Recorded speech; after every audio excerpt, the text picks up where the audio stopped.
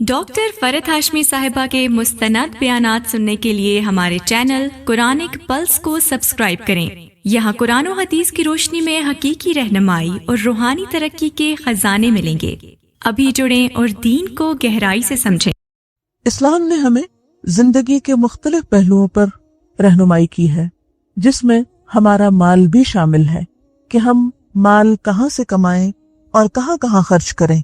एक हदीस के मुताबिक क़यामत के दिन इंसान के कदम हशर के मैदान से आगे नहीं चल सकेंगे जब तक कि वो 5 सवालों का जवाब न दे दे। इन्हीं 5 कंपल्सरी क्वेश्चंस हैं हर एक के लिए उस दिन के इम्तिहान में, और उनमें से एक क्वेश्चन क्या है कि इंसान से ये पूछा जाएगा कि उसने माल कहाँ से हासिल किया और कहाँ खर्च किया। गोया इस मामले में हम आजाद नहीं। आज मेरी गुफ्तगू सदका खैरात के बारे में होगी।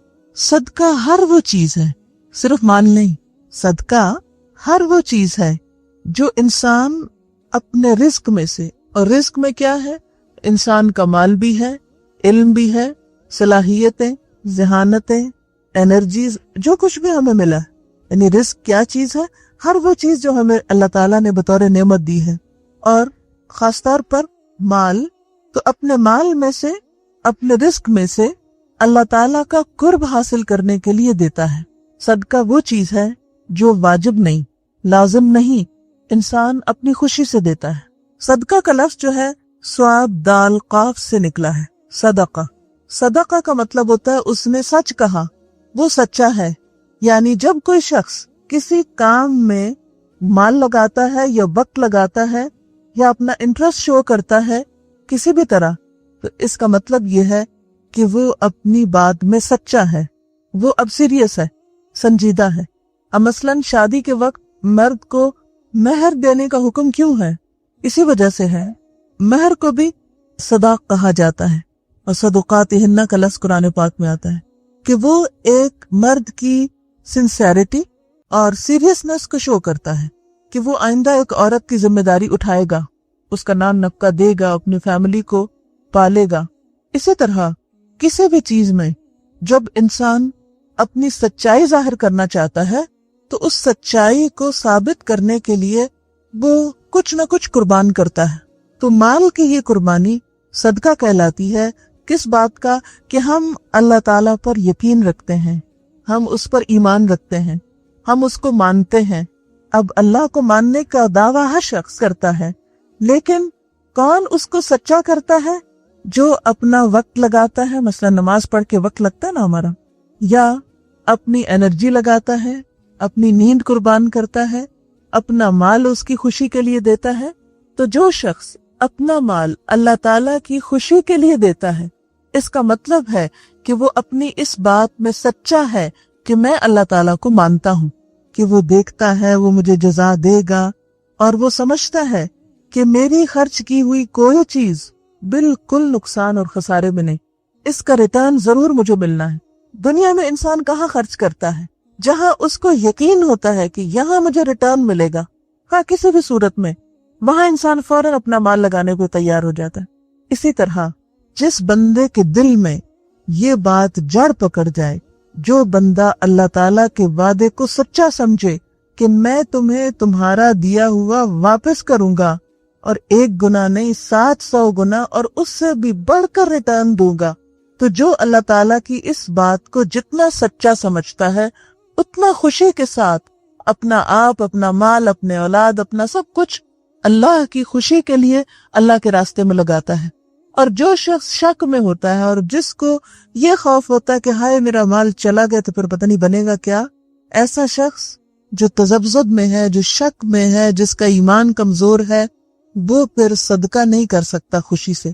करता भी है तो सिर्फ उस वक्त जब कोई मुसीबत आती है, और उसका क्या होता है कि सदका कर रहा था कि हट जाए, बस उसका सिर्फ इतना इंटरेस्ट है कि वह वक्ती मुसीबतों को हटाना चाहता है, लेकिन उसको वो बड़ा दिन भूला हुआ है जो बड़ी आफत का दिन है, जिसका इलाज और जिसका मुदावा हमें आज करना है, इस दुनिया में करके जाना है। क्योंकि उस दिन अल्लाह ताला क्या फरमाते हैं, यौम ला यनफ़उ मालुन वला बनून, उस दिन तो न माल ने काम आना न बेटों ने काम आना। वहां तो ये करेंसी नहीं चलेगी माल और बेटे की जो दुनिया में है, इंसान को फायदा देती है। اسی طرح اللہ تعالیٰ ایک اور جگہ پر فرماتے ہیں تم اس سے پہلے پہلے اپنا مال خرچ کرو کہ تم پر وہ دن آ جائے کہ جس دن نہ دوستی کام آئے گی، نہ تجارت، نہ کوئی بدلہ، کوئی کسی کو فائدہ نہ پہنچائے گا۔ تو ہم دیکھتے ہیں کہ اسلام میں صدقے کا تصور بہت وسیع ہے۔ یہ صرف مال دینے کی حد تک محدود نہیں، بلکہ اچھی بات اور مسکرانے کو بھی صدقہ قرار دیا، کیونکہ اچھی بات بھی انسان اپنے دل سے کسی کو کچھ دے رہا ہوتا ہے نا۔ انسان مسکرانے پہ اپنا ایک شعور یا اپنا کانشیس استعمال کر کے دوسرے کو خوش کر رہا ہوتا ہے۔ تو کوئی چیز جو دوسری انسانیت کو فائدہ دے، اب صدقے کا ایک اور طرح مفہوم سمجھیے کہ ہر وہ چیز ہماری جو کسی کو کسی طرح بھی فائدہ دے، ڈائریکٹلی یا انڈائریکٹلی، وہ سب ہماری طرف سے صدقہ شمار ہوتا ہے۔ مثلاً ہم مسکرا رہے ہیں، کسی کا دل خوش ہو رہا ہے تو وہ ہمارے حصے میں صدقہ لکھا جا رہا ہے۔ ہم کسی کو تسلی دے رہے ہیں، اس کو سکون آ رہا ہے، کوئی اچھا مشورہ دے رہے ہیں، کسی کی کوئی الجھن حل کر رہے ہیں، کسی کا کوئی غم دکھ سن رہے ہیں اور اس کے ساتھ ہمدردی کر رہے ہیں، تو یہ سارا ہماری طرف سے صدقہ ہو رہا ہے۔ تو ہر وہ چیز جو اللہ کی خوشی کے لیے دی جائے، ہر وہ چیز جو انسانیت کی بھلائی کے لیے ہو، وہ کیا ہے؟ اسلام میں صدقہ ہے۔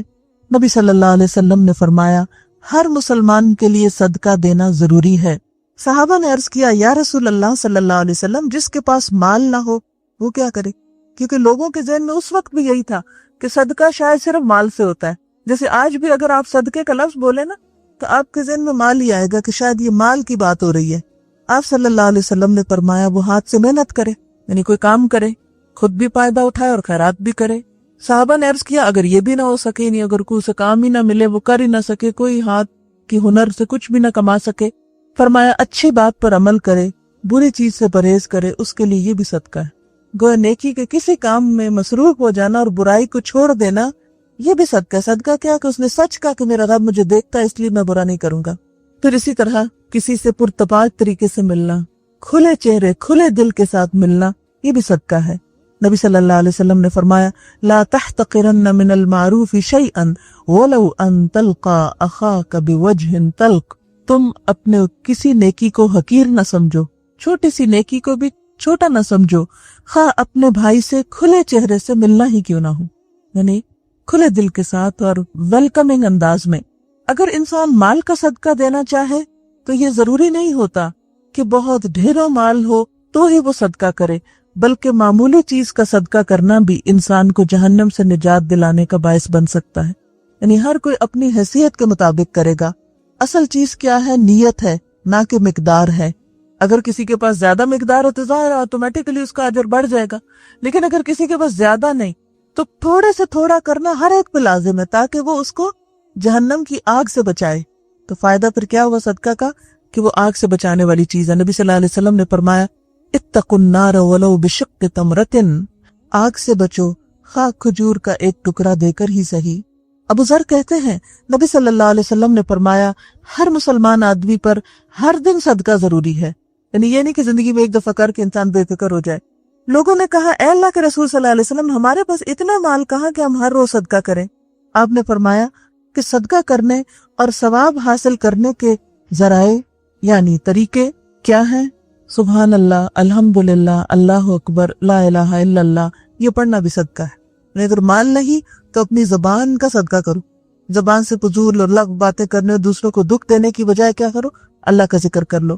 دوسروں کو نیکی کی تلقین کرنا، کسی کو اچھی بات بتانا، گناہوں سے روکنا، راستوں سے کانٹے ہٹانا، کوئی بھی تکلیف دہ چیز ہٹانا، اگر کانٹا نہیں اور کوئی پتھر پڑا ہوا تو اس کو بھی ہٹانا، کسی بہرے آدمی کو زور سے بول کے بات سنانا، جو اونچا سنتا ہے اس کو اونچا سنانا، اندھے کی رہنمائی، یہ سب ثواب کے کام ہیں۔ آدمی کو اس کے مقصد کے سلسلے میں رہنمائی کریں، ان کو مشورہ لینا ہے تو آپ اس کو بتائیں کہ فلاں چیز وہاں وہاں۔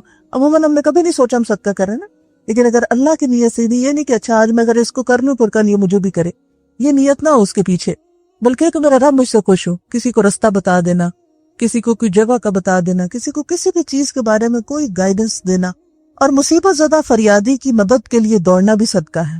یعنی اگر کوئی پکار رہا ہے میں ڈوب رہا ہوں تو اس کو آگے بڑھ کے نکالنا اس مصیبت سے، یہ کپڑا پھنس گیا، ہاتھ کسی چیز میں آ گیا، کوئی جل گیا، کوئی اینی کائنڈ آف ہیلپ، کسی کمزور کے بوجھ کو جو اس سے نہ اٹھتا ہو، یعنی کسی کا سامان اٹھا کے اسے ہاتھ یا سر پہ اٹھا لینا، یہ بھی صدقہ کہلاتا ہے۔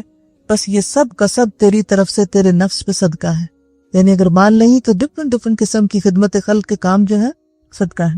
نبی صلی اللہ علیہ وسلم نے فرمایا کوئی مسلمان درخت لگائے اور اس کے پھلوں سے چڑیاں کھائیں یا غریب آدمی کھا لے تو اس کا ثواب اسے ملے گا. ہاں وہ خود فوت بھی ہو گیا اور اس کو صدقہ جاریہ کہتے ہیں کہ ہمارے کسی عمل سے ہمارے مرنے کے بعد انسانیت کو بھلائی پہنچے، کہا وہ ایک درخت ہی کیوں نہ ہو. اسی طرح باغ کے پھلوں کو چور لے گئے، کسی نے چھین لیا، یہ سب اس کے نامہ اعمال میں بطور صدقہ کے قیامت تک لکھا جائے گا. یعنی چاہے کوئی اچھا لو یا برا لو، کسی نے بھی فائدہ تھا. حتیٰ کہ ایک حدیث میں آتا ہے کہ اگر کسی کھیت سے کوئی چڑیا چگ جاتی ہے تو بھی لگانے والے کے حصے میں وہ صدقہ لکھ لیا جاتا ہے. ورنہ تو انسان کا غم کے مارے برا حال ہو جاتا ہے، یہ لے گیا، وہ کر گیا، وہ کر گیا. نہیں، جو کچھ بھی آپ سے گیا کسی کا فائدہ ہو گیا، بھلا ہو گیا، بس اب آپ اس پر صبر کر کے اس کو اللہ کی رضا کی نیت سے بھول جائیں، اور اس سے انسان کے اپنے دل کو ایک سکون بھی آ جاتا ہے، اور وہ چھوٹے چھوٹے غم اور دکھ اور پریشانیوں پہ ساتھ ہلاک نہیں ہوتا رہتا. انسان کی جان بڑی قیمتی چیز ہے، چھوٹی چھوٹی چیزوں پہ سے گھلانا نہیں شروع کر دینا چاہیے. یہ بہت سے لوگوں کی عادت ہوتی ہے نا، قطرے قطرے کے نقصان کے اوپر ان کی ساتھ جان جاتی ہے، ساتھ کڑتے ہیں، ساتھ پریشان ہوتے ہیں، اور اس طرح نتیجہ کیا تھا؟ اپنے آپ کو نقصان دے رہے ہوتے ہیں. اور ایک اچھی نیت کیا ہے، ایک اچھی سوچ کیا ہے؟ چلو کوئی نہیں، جو بھی لے گیا کسی کا بھلائی سے، مجھے نہیں ملا چلو کسی کو ملا، کسی کو تو گیا. بس یہ نیت کرنے کی دیر ہے، انسان اپنا غم بھی بھولے گا اور اس کے ساتھ ساتھ دوسرے کو بھی فائدہ پہنچ جائے گا اور اس کے نامہ اعمال میں نیکی لکھ دی جائے گی. نبی صلی اللہ علیہ وسلم نے فرمایا، اللہ تعالیٰ نے فرمایا، اے ابن آدم انفق علیکا، اے آدم کے بچوں تم خرچ کرو، میں تم پہ خرچ کروں گا، تم دوسروں کو دو، میں تمہیں دوں گا. انسٹنٹ فائدہ دینے کا، کہ تم دینے والے بنو، دنیا میں بھی دوں گا.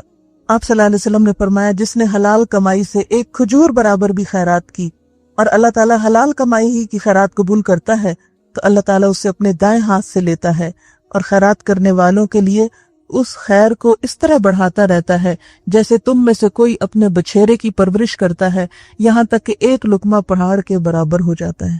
دنیا میں تو اگر آپ کہیں ایک لقمہ رکھ کے آئیں تو جائیں گے تو ایک ہی ملے گا آپ کو، وہ نہیں بڑھتا خود سے خود. لیکن اللہ تعالیٰ کے ہاں وہ ایک لقمہ جو آپ نے کسی غریب کو دیا، وہ لقمہ کیا چیز ہے؟ ایک کھجور، ایک چیز جو ایک دفعہ میں انسان منہ میں لے لے، تو وہ اللہ تعالیٰ کے ہاں ایک نہیں رہتا، وہ ملٹی پلائی ہونا شروع ہو جاتا ہے. بس شرط یہ ہے کہ حلال کمائی اور دل کے خلوص سے دی ہوئی چیز ہو، کہ کسی بندے کے اوپر احسان جتانا نہ ہو، کسی سے اس کا ریوارڈ نہیں چاہیے، کسی کی تعریف نہیں چاہیے، کوئی شہرت نہیں چاہیے، کچھ نہیں چاہیے. اس میرا رب خوش ہو جائے، اس نے مجھے دیا ہے نا، تو میں بھی اس کو خوش کرنے کے لیے اس کے نام پر کسی کو دوں. جب انسان ایسا کرتا ہے تو اللہ تعالیٰ ایسے صدقے کو اتنا بڑھاتا ہے کہ قیامت کے دن ایک ایک لقمہ پہاڑ برابر اجر ہو کر واپس ملے تھے انسان کو. حضرت ابن عباس سے روایت ہے، نبی صلی اللہ علیہ وسلم نے فرمایا صدقہ کرنے سے مال کم نہیں ہوتا. جب کوئی بندہ صدقے کا مال سائل کو دینے کے لیے ہاتھ بڑھاتا ہے تو سائل کے ہاتھ میں پہنچنے سے پہلے اللہ کے ہاتھ میں پہنچ جاتا ہے. یعنی مثال کے طور پر اگر کسی نے کچھ مانگا ہے اور آپ اس کو دینے لگے ہیں، یہ دے رہے ہیں، ابھی لینے والے کے مانگنے والے کے ہاتھ میں نہیں پہنچا، بس آپ نے ہاتھ آگے ہی کیا ہے، تو اللہ تعالیٰ اس سے پہلے اسے قبول کر لیتا ہے، وہ لے لیتا ہے اس کو. یعنی وہ ریکارڈ میں لکھ لیتا ہے اس بندے نے اتنا دیا، اس کا آپ بڑھاؤ. Just like a bank. اور کوئی بینک بھی لقمے کو پہاڑ بنا کے نہیں دیتا آپ کو، لیکن اللہ تعالیٰ کا جو آخرت انویسٹمنٹ بینک ہے، وہاں نیک نیتی کے ساتھ جو ڈپازٹس ہوتے ہیں وہ اسی طرح بڑھتے ہیں. نبی صلی اللہ علیہ وسلم نے فرمایا جو شخص اپنی غربت اور مفلسی کے باوجود، یعنی فقیر ہے خود، اس کے باوجود اپنے تھوڑے مال میں سے کچھ اللہ کی راہ میں خرچ کرے گا، کیونکہ بعض اوقات لوگ کہتے ہیں نا یہ تو امیروں کا کام ہے، وہ دیں، ہم کیا دیں، ہمارے حصے میں تو نہیں. فرمایا جو غربت کے باوجود اللہ کی راہ میں دے گا، اس کو امیر آدمی کے بہت سے مال سے بھی زیادہ ثواب ملے گا، کیونکہ اس نے بڑی مشکل حالات میں دیا ہے. ایک شخص کے پاس اگر زیادہ ہے تو ٹھیک ہے، وہ جتنا دے گا وہ اور بڑھے گا، لیکن اگر کسی نے تھوڑا دیا اس لیے کہ اس کے پاس ہے ہی تھوڑا. مثلاً اگر آپ دیکھیں کہ کسی کے پاس 100 درہم ہے تو اس میں سے اس کے لیے ایک بھی نکالنا مشکل ہوتا ہے، لیکن اگر کسی کے پاس 1000 ہے تو اس میں سے ایک نکالنا مشکل نہیں ہوتا. تو اب اگر 100 میں سے ایک کوئی نکالے گا تو اس کا اجر 1000 میں سے ایک نکالنے والے کے مقابلے میں بڑھ جائے گا، کیونکہ اللہ تعالیٰ کوانٹٹی نہیں دیکھتے، وہ کوالٹی دیکھتے ہیں. اور انسان کا حال یہ دیکھتے ہیں کہ اس نے کس مشکل سے نکالا ہے، اس کے پاس ہے ہی تھوڑا، یہ اتنا ہی دے سکتا ہے. وہ جنگ تبوک کا واقعہ نا، کہ جب حضرت ابوبکر صدیق رضی اللہ تعالیٰ عنہ اپنے پورے گھر کا سامان لائے تھے، حضرت عمر اپنا آدھا سامان لائے تھے، لیکن ایک صحابی جو ساری رات یہودی کا کنواں چلاتے رہے اور ایک مٹھی کھجوریں ملی، وہ سویرے آیا اور وہ ایک مٹھی دے گئے. آپ صلی اللہ علیہ وسلم نے اس مال کو سارے مال کے اوپر رکھا اور کہا باقی سب ایک طرف اور یہ ایک مٹھی کھجوریں ایک طرف، کیونکہ اس نے بڑی مشقت سے کمائی. اس لیے جب انسان مشکل حالات میں بھی صدقہ کرتا ہے تو اللہ تعالیٰ کے نزدیک بہت زیادہ قدر پاتا ہے. اسی طرح انسان اگر دوسروں کی طرف سے صدقہ کرتا ہے تو دوسروں کو بھی ثواب ملتا ہے اور خود کو بھی ملتا ہے. اللہ تعالیٰ اس کا ثواب دگنا کر دیتے ہیں. مثلاً آپ صدقہ دے رہے ہیں، ساتھ نیت کر رہے ہیں اللہ میری ماں کو بھی ثواب پہنچے، اللہ میرے والدین کو پہنچے، میرے سارے پہنچ شدہ رشتہ داروں کو پہنچے، یا ایون زندہ کو بھی آپ کہہ سکتے ہیں، میرے بچوں کی طرف سے بھی دیتے ہوئے ان کو بھی مل جائے گا. اللہ کے خزانے بہت وسیع ہے نا، وہ ہماری طرف تھوڑی ہے گن گن کے دے نہیں تم نے اتنا دیا تھا بس اس کو مل سکتا ہے، اس سے آگے نہیں، اب اتنے زیادہ اتنا نہیں میں دے سکتا. نہیں، وہ تو زمین و آسمان کا بادشاہ ہے، اس کے لیے کچھ مشکل نہیں. تو جب آپ دیتے ہیں دوسرے کی طرف سے تو اس کو بھی ملتا ہے. یا یہ کہ مال شوہر کا ہے اور اس نے آپ کو دے رکھا ہے کہ آپ بھی دیں، تو شوہر کو ملے گا اور آپ کے ہاتھ سے جا رہا تو آپ کو بھی ملے گا اس کا اجر. آپ صلی اللہ علیہ وسلم نے فرمایا کسی کے مال سے مالک کی اجازت سے دوسرا شخص اپنے ہاتھ سے صدقہ کرے تو اسے بھی مالک کے برابر ثواب ملے گا اور مالک کے ثواب میں کوئی کمی نہ ہوگی. مثلاً آپ اپنی کسی بہن کے گھر میں ہیں یا بھائی کے گھر میں ہیں یا پیرنٹس کے گھر میں ہیں، کوئی فقیر آ جاتا ہے، اب آپ نے اٹھا کے فقیر کے ہاتھ میں دیا تو جتنا مالک کو ثواب ملا آپ کے ہاتھ کے دینے کی وجہ سے اتنا ہی آپ کو بھی ساتھ مل گیا. اسی لیے قرآن پاک میں آتا ہے مَن یشفع شفاعۃ حسنۃ یکن لہ نصیب منہا، جس نے کسی کی اچھی سفارش کی، اچھے کام کے لیے کسی کو کہا، اس کو بھی اس میں سے حصہ ملے گا، اس کو بھی ساتھ ہی اتنا اجر مل جائے گا. اسی لیے حضور صلی اللہ علیہ وسلم کا ایک بڑا دلچسپ طریقہ تھا. آپ مجلس میں جیسے بیٹھے ہوتے تھے، سیکھ سکھا رہے ہوتے تھے، تو کوئی اگر آتا تھا آپ سے کچھ اپنی حاجت لے کے کچھ مانگنے کے لیے تو آپ صلی اللہ علیہ وسلم صحابہ سے کہتے تھے تم اس کی سفارش کرو، پھر اللہ نے جو دلوانا ہوگا مجھ سے میں دوں گا، تم سفارش کرو. کیوں؟ تاکہ تم محروم نہ رہ جاؤ، تمہیں بھی اجر مل جائے، تمہیں یہ کہنے کا اجر مل جائے گا کہ اللہ کے رسول صلی اللہ علیہ وسلم اس کو فلاں چیز دے دے.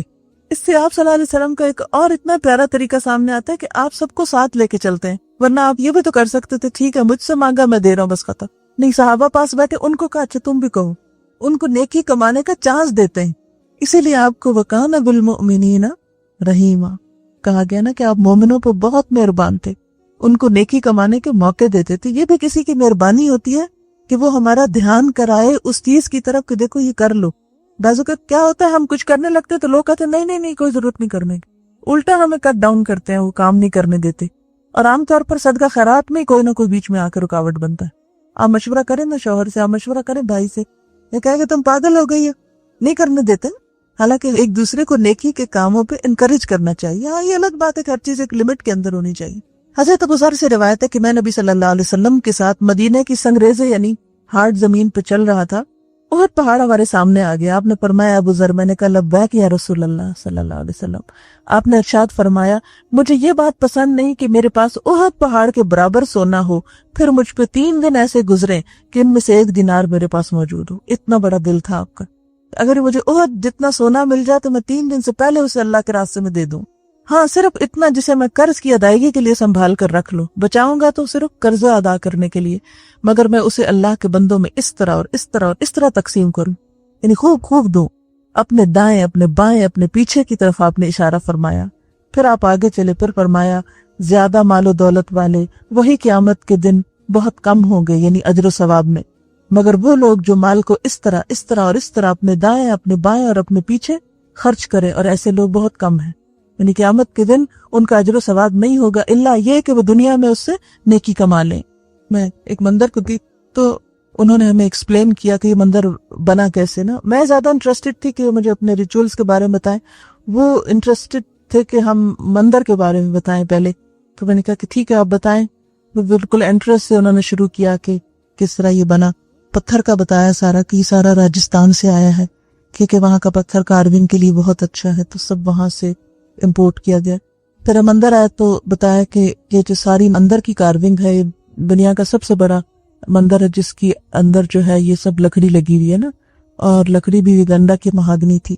اور پھر بتایا کہ یہ ساری لکڑی ممباسا پورٹ سے گجرات میں ایکسپورٹ ہوئی، پہلے وہاں بھیجی گئی، اور وہاں پر 250 پیپل نے اس کے اوپر کام کیا دن رات، اور 1 سال میں اس کو تیار کیا. پھر جگسا پیسز کی طرح وہ سارا کچھ یہاں لائے اور اس کو سارے کو یہاں جوڑا گیا. اور یہ جتنی لکڑی ہے یہ صرف ایک شخص نے ڈونیٹ کی ہے. تو میں سوچ رہی تھی کہ ہم مسلمانوں کے ہاں وہ دل نہیں، حالانکہ اللہ نے ہمارے لیے وعدہ کر رکھا ہے کہ کل تمہیں کئی گنا بڑھا کے دوں گا، وہ عالیشان جنتوں کی شکل میں. لیکن ان بیچاروں کو یہاں خرچ کرنے کے بعد کل پتہ نہیں کیا ہوتا ہے کیا نہیں ہوتا. لیکن اس کے باوجود بھی اپنے دین کی، اپنے دھرم کی حفاظت کے لیے، اس کی شان و شوکت کے لیے، اور اندر کوئی لائبریری نہیں، کوئی علمی چیز نہیں، صرف یہ ہے کہ بت وغیرہ رکھے ہوئے ہیں اور لوگ آ رہے ہیں اور جا رہے ہیں، جو بھی اپنی عبادت ہے کر رہے ہیں. اتنی مہنگی بلڈنگ کو اور اتنی خوبصورت بلڈنگ کو میں دیکھ کے سوچی تھی کہ اس کا یوز کیا ہے نا، what's the use of it. اگر اتنی بڑی لکڑی لگی ہوئی بھی ہے، سوائے اس کے کہ ایک شان و شوکت ہے، اس کے علاوہ اس کا مصرف نہیں ہے. اسی لیے اسلام میں سادی مسجدیں بنانے کا کہا گیا ہے، اور باقی پیسہ جو ہے وہ انسانیت کی بھلائی کے ایسے کاموں میں لگے کہ جس سے زیادہ اللہ کی بات دوسروں تک پہنچے. پھر آپ دیکھیں کہ نبی صلی اللہ علیہ وسلم نے فرمایا، انسان کہتا ہے میرا مال، حالانکہ اے انسان تیرا مال وہ ہے جو تو نے کھا کر ختم کر دیا، یا پہن کے پرانا کر دیا، یا صدقہ کر کے آگے بھیج دیا، یعنی اپنے آگے جانے سے پہلے اس کو آگے بھیج دیا. اب جسے ہم دنیا میں کیا کرتے ہیں، بعض اوقات ہمیں اگر کہیں جا کر رہنا ہے تو ہم اس کے لیے، کئی لوگ جیسے پاکستان سے باہر کام کرتے ہیں پھر واپس اپنے ملکوں میں جاتے ہیں، تو ساری زندگی کام کرتے ہیں اور جو پیسہ ہوتا ہے وہ اپنے ملک میں ٹرانسفر کرتے رہتے ہیں، پھر وہاں جا کے گھر بناتے ہیں، رہتے ہیں. تو میں جب بھی ایسی کوئی بات سنتی ہوں تو ہمیشہ مجھے آخرت یاد آتی ہے کہ بالکل اسی طرح ہمیں آخرت میں بھی ایک گھر چاہیے، وہاں بھی زندگی کی ضروریات چاہیے، کیونکہ ہمیشہ کی زندگی شروع ہوگی. تو کچھ ایسے خوش نصیب ہیں کہ وہ اپنی آخرت کے لیے ٹرانسفر کرتے رہتے ہیں کہ جب وہاں پہنچیں گے تو وہاں جا کر یہ سب کچھ استعمال کریں گے جو کبھی ختم نہیں ہوگا. پھر اسی طرح نبی صلی اللہ علیہ وسلم نے فرمایا، روزانہ 2 فرشتے اترتے ہیں، ان میں سے ایک کہتا ہے اے اللہ خرچ کرنے والے کو اس کا بدلہ دے، دوسرا کہتا ہے اے اللہ بخیل کے مال میں نقصان دے اور اس کو برباد کر دے. بخل کیا ہوتا ہے؟ ضرورت پر بھی خرچ نہ کرنا، نہ اپنے پہ نہ کسی اور پہ. اور اس کے لیے نتیجہ کیا ہوتا ہے؟ مثلا اگر آپ کھانا بہت سا خرید کے گھر لے جائیں، مثلا فروٹ لے جائیں اور چیزیں، اور اس کو رکھ دیں، نہ خود کھائے نہ کسی کو دیں، تو کیا نتیجہ نکلے گا؟ وہ سب گل سڑ کے بن میں ہی جائے گا. اسی طرح اگر کوئی اور فوڈ ہے یا کپڑے ہیں یا وٹ ایور، جو بھی آپ یوز نہیں کرتے، نہ استعمال کرتے ہیں، آپ نے دیکھا ہوگا وہ چیزیں رکھ کے پرانی ہو جاتی ہیں، بوسیدہ ہو جاتی ہیں، آؤٹ ڈیٹڈ ہو جاتی ہیں، اور پھر دن فائنلی یہ تھرو دم آؤٹ. تو یہاں بھی یہی بتایا جا رہا ہے کہ فرشتے دعا مانگتے کہ یا اللہ جو ایسا بخل کرے اس کا مال برباد کر دے، یعنی کہیں نہ کہیں سے اس کو نقصان پہنچ جائے. اب یہ کہ صدقے کی قسمیں کیا ہیں؟ صدقے کی 2 بڑی قسمیں ہیں، ایک ظاہر کر کے دینا اور ایک چھپا کے دینا. پھر کچھ اور طرح بھی صدقے کی قسمیں جیسے نفلی اور فرضی. نفلی میں کیا آتا ہے کہ آپ کے اوپر لازم نہیں، واجب نہیں، جب آپ کا جو دل چاہے کریں. لیکن فرضی کیا ہے؟ جیسے زکوٰۃ ہے، جیسے عشر ہے، جیسے کفارہ ہوتا ہے یا نظر ہوتی ہے، یہ فرض میں آ جاتا ہے. قرآن پاک میں اللہ تعالیٰ فرماتے ہیں ان تبدوا الصدقات فنعما ہی، اگر تم ظاہر کر کے بھی صدقہ دو تو کتنا اچھا ہے وہ بھی، یعنی دکھاوا کر کے نہیں. اس کا مطلب یہ کہ سب کے سامنے بھی دے سکتے ہو. وائے؟ اس لیے کہ دوسروں کو بھی شوق آئے گا. بعض اوقات ہمیں خود نہیں خیال آتا، جب کوئی کرتا تو ہم کہتے ہیں ہم کے پیچھے رہ گئے، ہم بھی کر لیں. تو ہمیں دیکھ کے کوئی اور کرے گا تو اس کا کیا ہوگا؟ ان سب کا اجر بھی ہمیں ملے گا، کیونکہ ہم نے پہل کی، وہ کہتے ہیں نا پانی کا پہلا قطرہ. اور وَإِن تُخْفُوهَا، اور اگر تم اسے چھپا کے دو، وَتُؤْتُوهَا الْفُقَرَاءَ، اور اس کو فقراء کو دو، فَهُوَ خَيْرٌ لَكُمْ، تو وہ بھی تمہارے لیے اچھا ہے. وَيُكَفِّرُ عَنْكُمْ مِنْ سَيِّئَاتِكُمْ، اور تمہاری بعض خطائیں گناہ تم سے دور کر دے گا. گویا صدقہ جو ہے وہ گناہوں کو دور کرنے کا ذریعہ بنتا ہے، جیسے بلاؤں کو دور کرنے کا ذریعہ بنتا ہے. اچھا، دوسری آیت میں پتہ چلتا ہے الذین ينفقون اموالهم باللیل والنہار سرا وعلانیۃ فلہم اجرہم عند ربہم ولا خوف علیہم ولا هم يحزنون. جو لوگ دن اور رات کھلے اور چھپے اپنے مال خرچ کرتے ہیں تو ان کے لیے ان کے رب کے پاس اجر ہے، ان پر نہ کوئی خوف ہوگا نہ وہ غمگین ہوں گے. دن اور رات کا فرق کیا ہے؟ دن کو تو نظر آتی چیز رات کو چھپ جاتی ہے، اور پھر چھپا کے اور دکھا کے دونوں طرح. جب ہم قرآن پاک اور احادیث کی مختلف چیزوں کو پڑھتے ہیں تو پتہ یہ چلتا ہے کہ وہ مال جو آپ کسی इंसान को देते हैं उसे छुपा के देना चाहिए, क्योंकि ये कहा गया ना, अगर तुम उसको छुपाओ और फुकरा को दो, तो मुराद इससे क्या है कि जब किसी जरूरतमंद को दो तो छुपा कर दो। क्यों? ताकि उसकी इज्जत नफ्स को नुकसान न हो। लेकिन जब किसी पर्सन को नहीं दे रहे, किसी कॉज को दे रहे हैं, मतलब मस्जिद बनाने के लिए दे रहे हैं, या किसी मतलब जिहाद फी सबीलिल्लाह में दे रहे हैं, या किसी भी चैरिटी के काम में जो किसी एक शख्स के नाम नहीं है बल्कि क्या है, एक ओपन चीज है, तो उसमें अगर इंसान दिखा के दे तो वो ज्यादा बेहतर है, ताकि औरों को भी शौक आए। नंबर 2, ज़कात इंसान बेशक दिखा के दे, लेकिन जो नफली सदका है वो छुपा कर दे। जैसे मिसाल के तौर पर नफली नमाजें क्या है, तहज्जुद वगैरह, इसका बहुत जिक्र नहीं करना चाहिए, छुपा के करना चाहिए। इसीलिए नबी सल्लल्लाहु अलैहि वसल्लम नफल घर पे पढ़ना पसंद करते थे और फर्ज नमाजें मस्जिद में पढ़ते थे। तो फर्ज जैसे ज़कात नजर वगैरह है, ये दिखा के और नफल छुपा के, क्योंकि वो इंसान कहते हैं ना कि दायां हाथ इस तरह दे कि बाएं को पता न चले, ऐसा शख्स अल्लाह ताला के अर्श के साए तले होगा क़यामत के दिन। अल्लाह ताला भी उसको अपनी प्रोटेक्शन में लेंगे क़यामत के दिन, क्योंकि दुनिया में वो दूसरों के लिए प्रोटेक्शन का सबब बना था। हजरत अबू हुरैरा कहते हैं नबी सल्लल्लाहु अलैहि वसल्लम ने फरमाया, अल्लाह ताला 7 किस्म के आदमियों को अपने अर्श के साए तले जगह देगा जिस दिन उसके साए के अलावा कोई साया न होगा। नंबर 1, इंसाफ करने वाला हाकिम। नंबर 2, वो नौजवान जिसने जवानी इबादत में गुजारी। नंबर 3, वो शख्स जिसका दिल मस्जिद में लगा रहता है, यानी उसको मस्जिद से मोहब्बत है। आज जो टेम्पल में गई तो छोटे छोटे कुछ बच्चे भी थे जो कुछ पढ़ रहे थे, तो मैंने पूछा कि ये कौन है, तो कहने लगे कि इनकी हॉलीडेज हैं और ये वॉलंटियर करते हैं यहाँ। मैंने कहा हमारे बच्चे तो मस्जिद में वॉलंटियर करने नहीं जाते, ना कोई सफाई करने जाते हैं, ना कोई और खिदमत करने जाते हैं, ना कोई काम करने जाते हैं। हमें वक्त ही नहीं कि हम वहां भी किसी वक्त ले जाओ बच्चों वहां चलें, चल के तो अल्लाह के घर को साफ करके आए, थोड़ा सा हम भी अपना हिस्सा डाल के आए, मैनुअली कुछ करके आए। सिर्फ पैसा ही दे देना कोई बात नहीं होती, अपनी जान भी तो कभी देनी चाहिए, अपना आप भी तो कभी लगाना चाहिए। फिर इसी तरह वो 2 शख्स जिन्होंने अल्लाह की खातिर मोहब्बत की, अल्लाह की खातिर ही मिल बैठे और अल्लाह ही की खातिर जुदा हुए, यानी जिन लोगों की मोहब्बत और दोस्ती सिर्फ अल्लाह की खातिर, दुनिया का कोई लालच और गर्ज बीच में ना हो, तो वो 2 लोग जिन्होंने अल्लाह की खातिर मोहब्बत की, अल्लाह की खातिर मिलके बैठे, अल्लाह की खातिर जुदा हुए, ऐसे लोग भी क़यामत के दिन अल्लाह के साए तले होंगे। क्योंकि दुनिया में अमूमन दोस्तियां और ताल्लुकात मफादात के लिए होते हैं। अमूमन कॉन्टेक्ट क्यों बढ़ाते हैं लोग कि कोई फायदे उठाएं। जो शख्स इस लालच के बगैर कांटेक्ट रखता है किसी से, सिर्फ अल्लाह की मोहब्बत में कि किसी के पास बैठकर मैं अल्लाह को याद कर सकता हूँ, अल्लाह की मोहब्बत मेरे अंदर इजाफा होती, दुनिया की कोई गरज और लालच उसके पीछे नहीं है, तो ऐसा शख्स जो है वो भी क़यामत के दिन अल्लाह के अर्श के साए तले होगा। नंबर 5, वह मर्द जिसे किसी मर्तबे वाली हसीन और जमील औरत ने बदकारी के लिए बुलाया और उसने कहा मैं अल्लाह से डरता हूँ, यानी किसी औरत ने अपना आप ऑफर किया लेकिन उसने इनकार कर दिया। नंबर 6, वो शख्स जिसने अल्लाह की राह में यूं छुपा के सदका दिया कि दाएं हाथ ने जो दिया बाएं को पता भी न चला। अब नंबर 7, वो शख्स जिसने तन्हाई में अल्लाह को याद किया फिर उसकी आंखों से आंसू बह निकले, यानी उसमें कोई दिखावा नहीं होता ना, जब आप अकेले बैठ के अल्लाह को याद करके रोए कि अल्लाह तू मुझको माफ कर दे, या आखिरत के डर से, ये होता है, और अल्लाह की अजमत से, ये शुक्राने के आंसू। हमारे आंसू आमतौर पर कब होते हैं? जब हमें कोई गम या दुख होता है, दुनिया की कोई परेशानी थी फिर हम जरूर रोते हैं, आखिरत की परेशानी के लिए दुनिया में कोई नहीं रोते हम, या अल्लाह की नेमतें जो हमको मिली है उसके शुक्राने के तौर पर नहीं रोते। हजरत अनस बिन मालिक कहते हैं नबी सल्लल्लाहु अलैहि वसल्लम ने फरमाया, जब अल्लाह ने जमीन को पैदा किया तो वो हचकोले खा रही थी, हिल जुल रही थी, फिर अल्लाह ने पहाड़ उस पर पैदा किए तो उसको थामा, यानी पहाड़ों का वजन डालकर उसको बैलेंस किया, चनाचे वो ठहर गई। फरिश्तों ने देखा कि पहाड़ इतनी मजबूत चीज है, बड़े हैरान हुए, पूछने लगे ए अल्लाह ताला, क्या पहाड़ों से भी सख्त कोई चीज है? अल्लाह ताला ने फरमाया जी हाँ, लोहा। फरिश्ते कहने लगे कोई चीज लोहे से भी सख्त है? फरमाया हाँ, आग, क्योंकि आग लोहे को पिघला लेती।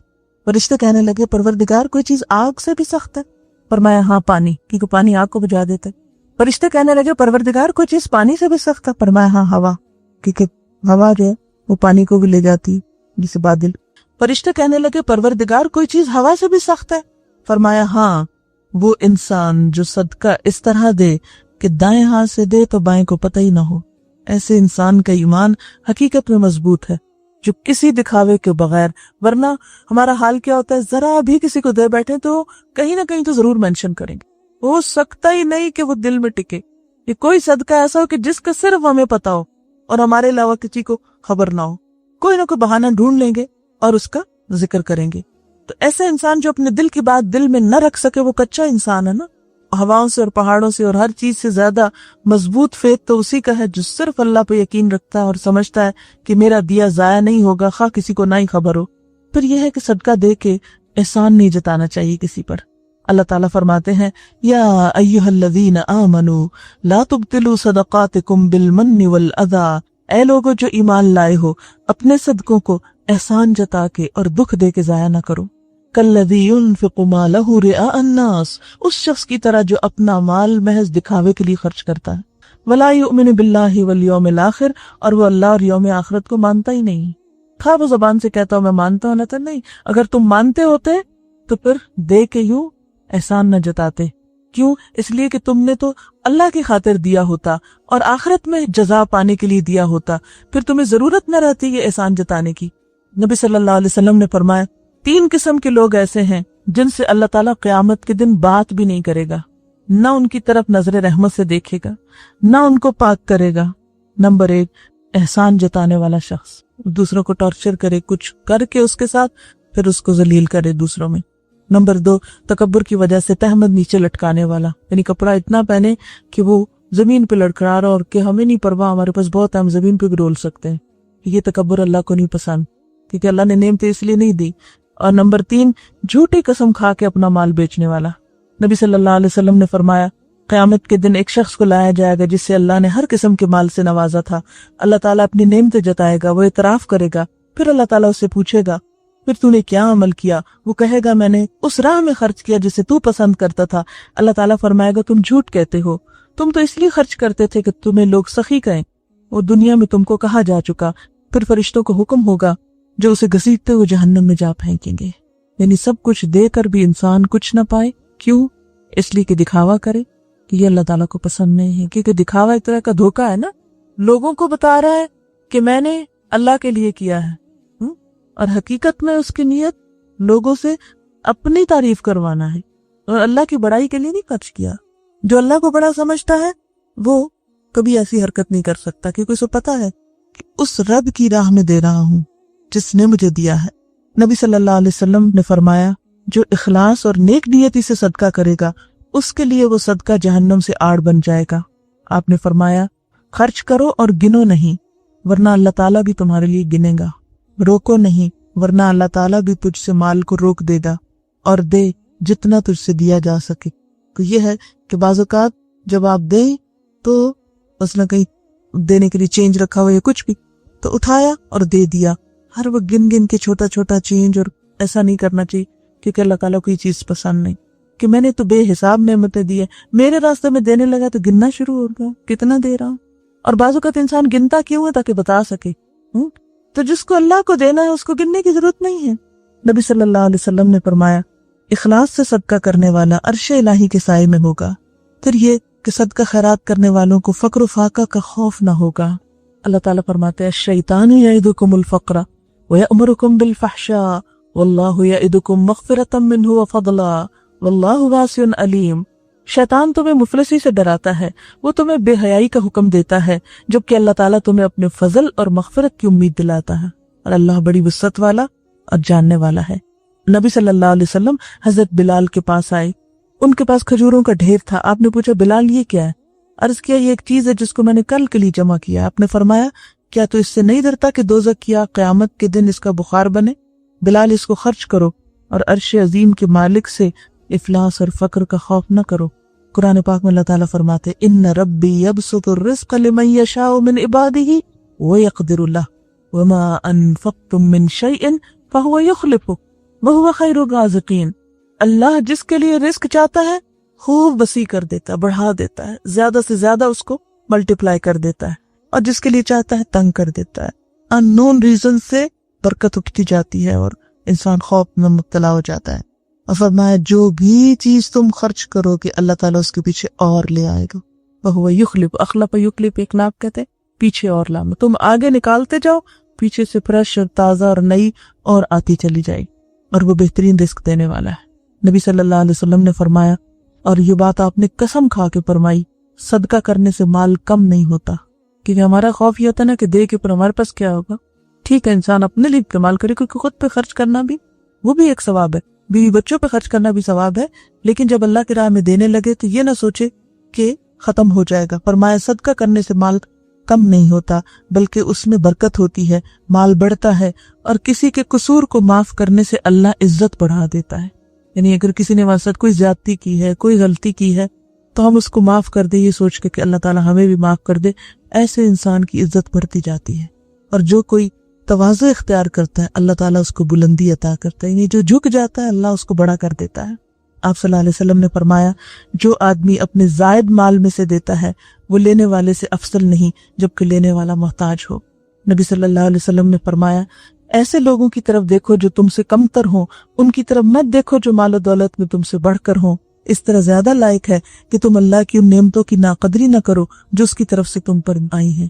کیونکہ انسان اگر اپنے سے بڑوں کو دیکھتا رہے گا تو دل میں حسرت اور غم اور افسوس آئے گا کہ ہمارے پاس کیوں نہیں، اور اس طرح جو ہے اس کے بارے میں بھول جائے گا، پھر شکر نہیں ادا کر سکے گا۔ اب یہ ہے کہ صدقہ خیرات کس کس چیز کا ہونا چاہیے۔ قرآن پاک میں اللہ تعالیٰ فرماتے ہیں کہ جو کچھ تم نے کمایا ہے اور جو تم نے زمین سے نکالا ہے اس میں سے اچھی چیزیں اللہ کی راہ میں خرچ کرو، اور کوئی ردی چیز دینے کا ارادہ مت کرو، حالانکہ وہی چیز اگر کوئی تمہیں دے تو تم اسے ہرگز قبول نہ کرو، الا یہ کہ تم چشم پوشی کر جاؤ، جان لو بے شک اللہ بے نیاز اور تعریف والا ہے۔ تو اس سے دو باتیں پتہ چلتی، ایک تو یہ کہ انسان کے ہاتھ کی کمائی، دوسرا یہ کہ زمین میں کچھ اگا کے اس سے جو کچھ نکلتا ہے اس میں سے خرچ کرنا، اور پھر یہ ہے کہ اس میں سے ردی بیکار اور فالتو چیزیں جو ہیں ان کو صدقے کے نام پہ مت دو بلکہ صدقہ اچھے مال میں سے کرو۔ کیوں ردی نہ دو؟ اس لیے کہ اگر تمہیں کوئی ردی دے تو تم کو کیسا لگے، تمہیں کوئی فضول بیکار چیز دے تو تمہیں کیا پسند آئے۔ نبی صلی اللہ علیہ وسلم نے فرمایا ان اللہ طیب لا يقبل الا طیبا، اللہ پاک ہے اور پاک ہی چیز قبول کرتا ہے۔ اصل میں یہ جو ہم دیتے ہیں نا کسی میں سے کسی ضرورت مند کو، فقیر کو، کسی بھی کام میں، تو ہم سمجھتے ہیں ہم اس کو دے رہے ہیں، وہ حقیقت میں اس کو نہیں دے رہے ہوتے، وہ اللہ کو دے رہے ہوتے ہیں۔ اور انسان اگر اس سے تھوڑی دیر کے لیے سوچے کہ میں اللہ تعالیٰ کے لیے یہ دے رہا ہوں، دنیا کے لیے تو میرا دل اتنا کھلا اور اللہ کے لیے دینے کے لیے بس یہی ہے، اور فضول و فالتو چیز جو بیکار ہو چکی ہے۔ اس کا یہ مطلب نہیں کہ جیسے کپڑے چھوٹے ہو جاتے ہیں یا پرانے ہو جاتے ہیں یا ہمارے کام کے نہیں رہتے تو ہم ان کو گھر میں ہی رکھیں کہ یہ تو مجھے پسند نہیں تو اس لیے نہیں، ان کو بھی نکال دینا چاہیے، لیکن خاص طور پر اللہ کی خوشی کے لیے، یعنی وہ تو آپ اس لیے دے رہے ہیں کہ قرآن پاک میں کم ہے کہ لوگوں نے پوچھا کیا خرچ کریں تو اللہ تعالیٰ نے فرمایا جو ضرورت سے بچ جائے اس کو دے دو، تو اس میں وہ سب چیزیں آ جاتی ہیں جو ہماری ضرورت کی نہیں ہم دے سکتے ہیں۔ لیکن خصوصاً جب اللہ کی خوشی اور رضا حاصل کرنے کے لیے، اللہ کا قرب پانے کے لیے خرچ کریں تو اس وقت پھر بہترین چیز نکالیں، جیسے قرآن پاک میں آتا ہے نا لن تنالوا البر حتى تنفقوا مما تحبون، تم نیکی کو ہرگز نہیں پا سکتے جب تک کہ وہ خرچ نہ کرو جس سے تم محبت رکھتے ہو، اس میں سے نکالو۔ یعنی یہ نہیں کہ وہ سارا نکالو، اس میں سے کچھ نکالو۔ جب یہ آیت اتری تو حضرت ابو درداء کی توبہ اختر ان میں سے جو بہترین تھا وہ انہوں نے حضور صلی اللہ علیہ وسلم کو کہا کہ آپ اپنا ہاتھ بڑھائیے، اللہ کے رسول صلی اللہ علیہ وسلم میں دینا چاہتا ہوں۔ اس میں کھجور کے 600 درخت تھے، آپ سوچیں ایک درخت کے بھی کتنا پھل آتا ہے، 600 درخت کا کتنا بڑا مال ہوگا۔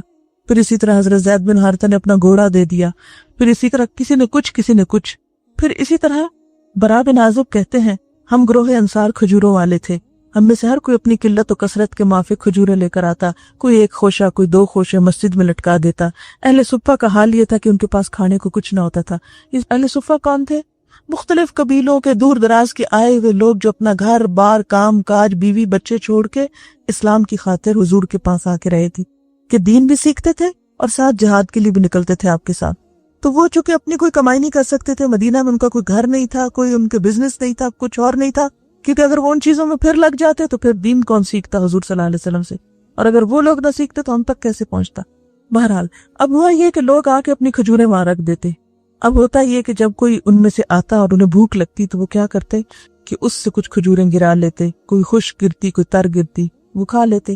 جنہیں نیکی کی رغبت نہ ہوتی وہ ایسے خوشے لاتے جن میں ناقص اور ردی کھجوریں ہوتی اور ٹوٹے پھوٹے ہوئے لے کر آتے۔ تب اللہ تعالیٰ نے یہ آیت نازل کی، برا کہتے ہیں کہ اس کے بعد ہر شخص اچھی کھجوریں لاتا تھا، یعنی یہ لوگ جو اسلام کی خاطر نکل کر آئے ہیں ان کو تم ردی کھجوریں دے رہے۔ نبی صلی اللہ علیہ وسلم نے فرمایا پاکیزگی کے بغیر نماز قبول نہیں ہوتی، یعنی کپڑے پاک ہونے چاہیے، جسم پاک ہونا چاہیے، جگہ پاک ہونی چاہیے، اور حرام مال سے صدقہ قبول نہیں ہوتا۔ نبی صلی اللہ علیہ وسلم نے فرمایا جو شخص حرام کمائی کر کے صدقہ خیرات کرے وہ صدقہ اللہ کے نزدیک قبول نہیں ہوتا، جو خرچ کرے اس میں برکت نہیں ہوتی، اور جو مرنے کے بعد پیچھے چھوڑ جائے وہ مال اس کے لیے جہنم کا سامان ہوگا۔ اللہ تعالیٰ گناہ کو حرام سے نہیں مٹاتا، البتہ برائی کو بھلائی سے صاف کرتا ہے۔ ناپاک کو ناپاک نہیں مٹاتا، جیسے نا کہ گندا فرش اور اوپر آپ کیچڑ والا پانی پھینک دے تو اس سے تو صفائی نہیں ہوگی۔ سفیان ثوری کا قول ہے جو شخص اللہ کی راہ میں حرام مال خرچ کرے اس کی مثال ایسی ہے جیسے کوئی ناپاک کپڑے کو پیشاب سے صاف کرے، اس سے تو نہیں دھلتا۔ حضرت عبداللہ بن مسعود کہتے ہیں آپ صلی اللہ علیہ وسلم نے فرمایا حسد صرف دو باتوں میں جائز ہے، ایک تو اس شخص کے بارے میں جسے اللہ نے دولت دی ہو اور وہ اس دولت کو حق کے راستے میں خرچ کرنے پر قدرت رکھتا ہو، اور ایک اس کے بارے میں جسے اللہ نے علم و حکمت سے نوازا ہو، وہ اس کے ذریعے فیصلے کرتا ہو اور اس کی تعلیم دیتا ہو۔ نبی صلی اللہ علیہ وسلم نے فرمایا بہترین صدقہ وہ ہے جو بے پرواہی کے ساتھ دیا جائے۔ بے پرواہی کے ساتھ یہ کہ انسان اسے دیکھ کے پھر کسی غم میں نہ مبتلا ہو جائے، کیونکہ بعض اوقات انسان دینے کے بعد پھر کیا ہوتا ہے، پھر پریشان ہوتا ہے، جو میں نے کیوں دیا، نہ دیتا تو اب میرے کام آتا۔ تو اللہ تعالیٰ بھی آزماتا ہے نا، بعض اوقات دینے والے کو کسی اور مشکل میں ڈال دیتا ہے، پھر وہ کہ اب یہ کیا کرتا ہے، اپنے دینے پہ تو ریگریٹس نہیں ہے، اور شروع کر اس سے جس کا نفقہ تجھ پہ واجب ہے۔ یعنی ایک شوہر کو جیسے مال کمانے والا گھر میں تو اس کو کیا حکم ہے، پہلے بچوں کو دو پھر باہر دینا۔ نبی صلی اللہ علیہ وسلم نے فرمایا اے ابن آدم اگر تو زائد ضرورت مال اللہ کی راہ میں خرچ کرے گا تو تیرے لیے بہتر ہوگا، اور اگر تو اسے روکے گا تو تیرے لیے برا ہوگا، اور بقدر کفاف مال پر تو ملامت کے لائق نہیں، ابتدا ان لوگوں سے کر جن کے اخراجات زندگی کا تو ذمہ دار ہے۔ آپ نے فرمایا اے امت محمد کے لوگوں صلی اللہ علیہ وسلم، قسم اس ذات کی جس نے مجھے دین حق دے کے بھیجا، اللہ اس شخص کا صدقہ قبول نہیں کرے گا جس کے کچھ رشتہ دار ہوں جو اس کی صلہ رحمی کے محتاج ہوں اور وہ ان کو دینے کی بجائے اوروں کو دے۔ تو پہلے ترتیب کیا ہے، اپنی ذات پہ خرچ کرو، بچوں پہ کرو، گھر کے افراد پہ کرو، رشتہ داروں پہ کرو، پھر اس کے بعد باہر نکلو۔ نبی صلی اللہ علیہ وسلم نے فرمایا دشمنی رکھنے والے رشتہ دار کو صدقہ دینا سب سے افضل ہے، یعنی کیونکہ ایک تو اس کی دشمنی کم ہوگی، یعنی بعض اوقات ایسا ہوتا ہے نا رشتہ داروں میں بہت باتیں بناتے ہیں، خاص طور پر اگر اللہ نے آپ کو دیا اور ان کے پاس نہ ہو تو وہ حسد کی وجہ سے بعض اوقات اور غصے کی وجہ سے وہ کسی نہ کسی طرح وہ کچھ نہ کچھ بولتے رہتے ہیں۔ ایسے میں انسان کہتے ہیں ان کو تو بالکل نہیں دوں گا جو میرے ساتھ ایسا کر رہے ہیں۔ تو اللہ کے رسول صلی اللہ علیہ وسلم فرماتے ہیں سب سے زیادہ ثواب ہی ان کو دینے کا ہے، ایک تو اس سے ان کا منہ بند ہوگا، اور دوسرا یہ کہ اللہ تعالیٰ ہماری طرف سے قبول کرے گا کہ جس نے ہمیں دکھ دیا ہم اسے خوشی دے رہے ہیں۔ اوپر یہ اللہ ہی کے لیے دے سکتا نا انسان، ورنہ دنیا کی خاطر تو جہاں سے کچھ ملے نا وہاں انسان دے کیسے۔ اسی طرح آپ صلی اللہ علیہ وسلم نے فرمایا اجر و ثواب کے لحاظ سے بڑا ہوا دینار وہ ہے جو آدمی اپنے بال بچوں پہ اور زیر کفالت لوگوں پہ خرچ کرتا ہے، اور وہ دینار بھی جو مجاہد اپنے گھوڑے پہ صرف کرتا ہے اور اس پر سوار ہو کر جہاد کرتا ہے، اور وہ دینار جو انسان اپنے مجاہد ساتھیوں پہ خرچ کرتا ہے۔ یعنی ایک شخص دین کے لیے نکلا ہے اور اپنی سواری لے کر نکلا ہے، یا یہ کہ اس کے ساتھ اور نکلے ہیں تو وہ اپنے پہ بھی خرچ کر رہا ہے اور ان پہ بھی خرچ کر رہا ہے۔ اس میں مجھے عبداللہ بن مبارک کا واقعہ یاد آ رہا، انہوں نے اپنے سال کو 3 حصوں میں بانٹا ہوا تھا، تو بہت مجھے ان کی زندگی آئیڈیل لگتی ہے۔ وہ کیا کرتے تھے کہ 4 مہینے بزنس کا تھے، اگلے 4 مہینے جو ہوتے تھے وہ تعلیم دیتے تھے، اور جتنے طالب علم آتے تھے ان پہ اپنے ہاتھ سے خرچ کرتے تھے، خود سے خرچ کرتے تھے، اور پھر اگلے 4 مہینے یا حج کے لیے نکلتے یا جہاد کے لیے نکلتے تھے۔ اچھا لوگوں کو کہتے کہ کس نے حج پہ چلنا ہے، اپنے پیسے جمع کراؤ، سب پیسے جمع کراتے، پھر کیا کرتے ان کو سنبھال کر رکھ دیتے اور اپنے پاس سے خرچ کرتے۔ جب لوگ حج کر کے آ جاتے پھر کہتے یہ لو اپنا اپنا تحفہ واپس لو۔ اس طرح تو اللہ تعالیٰ ان کی 4 مہینوں کی کمائی میں اتنی برکت ڈالتا تھا کہ وہ بیک وقت تعلیم بھی دیتے تھے اور نیکی کے کام کے لیے، جہاد کے لیے، اس کے لیے بھی نکلتے تھے، اور صدقہ خیرات بھی خوب کرتے تھے۔ ٹائم مینجمنٹ ہے نا کہ آپ اپنے ٹائم کو مینج کر لیں، کچھ ٹائم اپنے لیے نکالیں، کچھ ٹائم تبلیغ کے لیے نکالیں، کچھ ٹائم آپ کسی اور نیکی کے، حج عمرے، جو بھی، ہر ایک کا اپنا اپنا، ہر دور کی ضرورت فرق ہے۔ تو اس طرح انسان دنیا بھی کماتا ہے اور آخرت بھی کماتا ہے۔ لیکن ہماری مشکل یہ کہ ہم نے پورے کا پورا سال دنیا کے لیے رکھا ہو، آخرت کے لیے اپنا ٹائم نہیں نکالتے۔ میں جب گلاسکو یونیورسٹی میں پی ایچ ڈی کر رہی تھی تو میں اسی طرح حجاب میں ہوتی تھی، تو یہ جو مشرقی قسم کے لوگ تھے تو وہ ضرور ہیلو ہائے کرتے تھے، 1-2 کا تو بہت زیادہ آنا جانا تھا ہمارے پاس۔ تو وہ یونیورسٹی میں کام کرتی تھی لڑکی، تو اس نے بتایا کہ میں اب جا رہی، شاید ایجپٹ جا رہی، کہنے لگی کہ میں نے اتنا کام کر لیا ہے اور اتنے پیسے میں نے کما لیے ہیں، اب اتنا سا میں تبلیغ کے لیے لگاؤں گی اور یہ پیسے میں وہاں خرچ کروں گی۔ تو میں دیکھ کے حیران ہو کہ میں نے کہا کہ ان لوگوں کے جذبے دیکھیں، ٹروتھ کسی اور کے پاس ہے اور تبلیغ کوئی اور کر رہا ہے۔ اب ایک لڑکی ہے، ایک عورت ہے، کام کر رہی ہے، کام کر کے پیسے کما رہی ہے اور اپنا ٹکٹ بنا رہی ہے اور پھر جائے گی اور پھر وہاں پر لگائے گی اور اپنا مشن پورا کرے گی. میں ممباسا گئی تھی تو وہاں مجھے کسی نے بتایا کہ یہاں ایک کرسچن لڑکی نے اسٹریٹ چلڈرن کے لیے اسکول بنایا ہے. ان کو مجھے بہت شوق ہے دیکھنے کا. خیر مجھے لے گئی تو وہاں بالکل ینگ گرل اپنی 20s میں ہوگی یا کچھ اس طرح, اور کسی کا فارم تھا, مینگو ٹریز تھے وہاں, تو وہاں اس نے ہٹس ڈالی ہوئی تھی اور 300+ چلڈرن تھے. اور کہتی کہ میں نے 40-45 سے شروع کیا, 21 بچے تھے شروع میں, اور پھر وہ جو اوروں کو پتہ چلنے لگ گیا تو اور بھی آنے لگے. یہ صبح سے شام تک میرے پاس رہتے ہیں, اور 3-4 ہٹس میں اس نے ٹیچرز کا کوئی ارینجمنٹ کیا ہوا تھا جو انہیں لکھنا سکھاتے ہیں, پڑھنا سکھاتے ہیں. اور 2-3 عورتیں کھڑی ہو کر تو وہ کھانا بنا رہی تھی. تو کہتی کہ کچھ مسلم پنجابی فیملیز ہیں جو ہمیں آٹا وغیرہ وہ جو ان کا میز ہوتا ہے وہ دے جاتے ہیں, جس دن ہوتا ہے ہم پکا لیتے, نہیں ہوتا تو نہیں. اور یہ دن میں ایک سنگل فوڈ ہوتی ہے ان کے لیے سارے دن میں. تو اتنی اس لڑکی کے چہرے پہ خوشی اور رونق, اور وہ ان کے بیچ میں گھوم رہی ہے, پھر رہی ہے. ہم نے پوچھا کیسے شروع کیا؟ کہتے بس ایسے ہی شروع کیا تھا, بہت ہمبل سٹارٹ تھا, اور پھر لوگوں کو جب فائدہ پہنچا تو آتے گئے. کہتے کچھ تو اورپن ہے بالکل, اور کچھ جو ہے وہ ان کے سنگل پیرنٹس ہیں, کچھ جو ہے وہ ایسے ہی بس ان نون سے ہے. لیکن یہ ہے کہ مجھے خوشی اس بات کی کہ یہ یہاں آ کر کم از کم وہ بازاروں میں جو غلط کام کرتے ہیں, لڑکیاں جو ہے ارلی پریگنینسیز ہیں ان میں, اور بہت اس طرح کی چیزیں غلط قسم کی, اور بھی کوئی ایڈکشن وغیرہ اور باقی چیز. کہتی کہ یہ بائی دا ٹائم یہ واپس جاتے ہیں تو جا کے اتنے تھکے ہوتے ہیں کہ پھر سو جاتے ہیں, تو خرابیوں کے لیے ان کے پاس ٹائم نہیں ہوتا. میں نے کہا تمہارا ہسبینڈ کیا کہتے؟ وہ بھی یہاں, وہ اس نے چھوٹی سی ایسی گاڑیاں 2-3 کھڑی تھی. کہتے کہ جو لڑکے ہوتے ہیں نا ان کو وہ گاڑیوں کا کام سکھاتا, تو وہ بھی یہی ہے. اب آپ خود سوچیں کہ کیا اس کا دل نہیں ہے؟ وہ گندے بندے بچوں میں سویر سے رات تک وہ ان کے ساتھ لگی ہوئی ہے اور کام کر رہی ہے. ایٹ لیسٹ وہ بچے جرم تو نہیں کر رہے باہر نکل کے جو دوسروں کے لیے شامت بلاتے ہیں. کوئی بورڈ نہیں باہر لگا ہوا تھا, کوئی باہر نام نہیں, کوئی بڑے بڑے اور کچھ نہیں, بس اندر کام ہو رہا ہے اور وہ بچے کھیل رہے ہیں, لکھ رہے ہیں, پڑھ رہے ہیں, ٹیچر بیچوں بیٹھے ہوئے ہیں ان کو. بالکل سمپل سا. ہم سوچتے ہیں اچھا یہ کام کرنا ہے, اس کے لیے اتنا پیسہ کہاں سے آئے گا؟ ہم پہلے پیسے سے شروع کرتے ہیں, کام سے نہیں شروع کرتے. آپ کام شروع کرو, باقی تو اللہ کی مرضی. اگر آ گیا تو ٹھیک ہے, نہیں آیا تو جو تم کر سکتے وہ کر لو. حضرت ابو ہریرہ کہتے ہیں میں نے پوچھا اللہ کے رسول صلی اللہ علیہ وسلم کس شخص کا صدقہ ثواب کے لحاظ سے بڑا ہوا ہے؟ آپ نے فرمایا اس شخص کا صدقہ جو تنگ دست ہے, جس کا خرچ آمدنی سے زیادہ ہے. بہت تھوڑی تنخواہ ہے کہ اس کے اوپر ہی چلا جاتا ہے خرچہ, بمشکل اپنا اور اپنے بال بچوں کا پیٹ پالتا ہے. اگر وہ کچھ دیتا ہے تو اس کا تو بہت ہی زیادہ قبول ہوتا ہے. اور اپنے صدقے کی ابتدا ان لوگوں سے کر جن کی پرورش تمہارے ذمہ ہو. ایک آدمی نے نبی صلی اللہ علیہ وسلم سے پوچھا کہ کس طرح کا صدقہ اجر و ثواب کے لحاظ سے بڑا ہوا ہے؟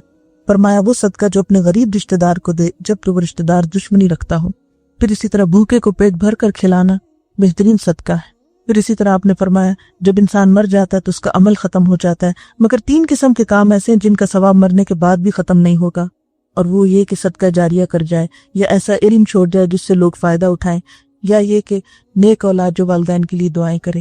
آپ صلی اللہ علیہ وسلم نے فرمایا مومن کے مرنے کے بعد اس کی کچھ نیکیوں کا ثواب برابر ملتا ہے. کسی کو اس نے دین کی تعلیم دی اور دین کا علم پھیلایا تو جب تک اس کے پڑھائے ہوئے لوگ دنیا میں نیک کام کریں گے اسے بھی ثواب ملتا رہے گا.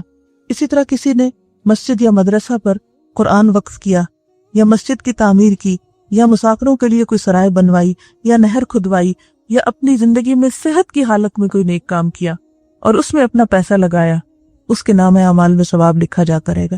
یہ صحت کا لفظ اس لیے ہے کہ جب انسان بیمار ہوتا ہے نا, خاص طور پر ایسی بیماری کہ جس میں اس کو کہ اب تو میں نے دنیا سے چلے ہی جانا تو چلو جلدی جلدی اپنا پیسہ کہیں لگا دو, اس کا ثواب اور ہے. لیکن ایک شخص جو ابھی ٹھیک ٹھاک ہے اور صرف اللہ کی خوشی کے لیے انویسٹ کر رہا ہے, اس کا اجر و ثواب کہیں اور ہے, کیونکہ اللہ تو جانتا ہے نا کہ ایک سے سب کے سال ہو کس نیت میں کرنے لگا ہے. آپ صلی اللہ علیہ وسلم نے فرمایا کہ آدمی کا اپنی زندگی میں 1 درہم خرچ کرنا موت کے وقت 100 درہم خرچ کرنے سے بہتر ہے.